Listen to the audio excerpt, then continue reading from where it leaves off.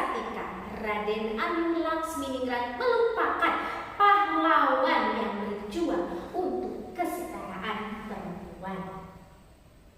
Raden Anu Laksminingrat lahir di Garut tahun 1843 dari ayahnya seorang ulama, seorang penghulu limbangan dan sastrawan yang bernama Raden Muhammad Musa dan ibundanya yang bernama Raden Ayudhya.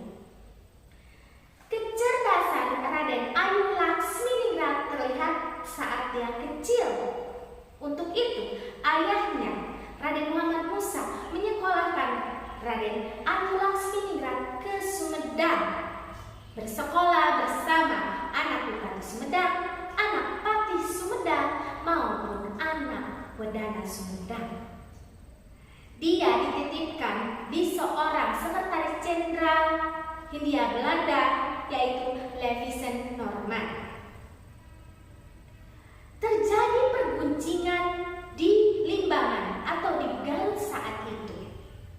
Para ulama berpendapat, mengapa seorang anak ulama harus disekolahkan di sekolah orang kafir? Karena beberapa ulama saat itu yang berpikiran ortodoks, mereka berpendapat bahwa seorang anak disekolahkan di sekolah Belanda ataupun mendapatkan ajaran-ajaran orang Belanda itu adalah kafir.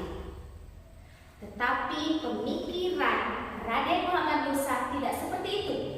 Beliau ingin pendidikan bangsa ini lebih maju dan anak-anak pribumi dapat menerima pendidikan yang layak dan pengetahuan serta informasi mengenai perkembangan dunia.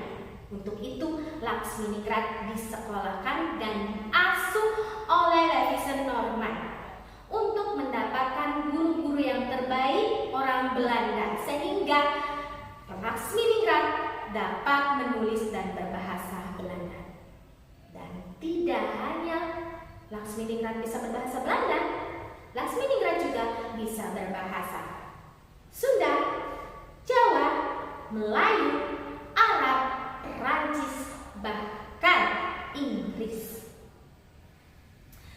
Keberuntungan Laksminingrat berpihak padanya karena dia seorang anak angkat dari seorang Belanda, maka dia dapat mengakses buku-buku maupun majalah mengenai budaya Eropa dan dunia itu dengan mudah.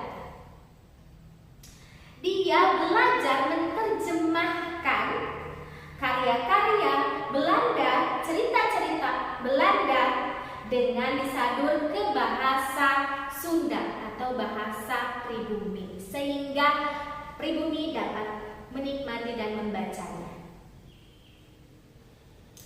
Laksminingrat juga tidak hanya menerjemahkan beberapa cerita saja, tapi juga beberapa dongeng yang buku-bukunya nanti digunakan untuk sarana belajar. Pada tahun 1907, Laksminingrat mendirikan sekolah pertama di Garut yang dinamakan Sekolah Keutamaan Istri. Setelah suaminya meninggal, Laksminingrat lebih konsen terhadap pendidikan. Saat 1907, sekolah hanya di pendopo saja, di ruang gamelan, dengan siswanya terbatas, hanya orang-orang prianya saja. Dan tahun 1911, itu sekolahnya membludak sehingga sampai 200 murid. Sampai saat ini, sekolah yang didirikan oleh Laksminingrat masih berdiri kokoh. Setelah beliau meninggal pun, sekolah ini dilanjutkan oleh anak cucunya sampai sekarang. Dan sampai bisa dinikmati oleh anak-anak zaman sekarang. Terima kasih Laksminingrat, terima kasih Raden Anu Laksminingrat atas semua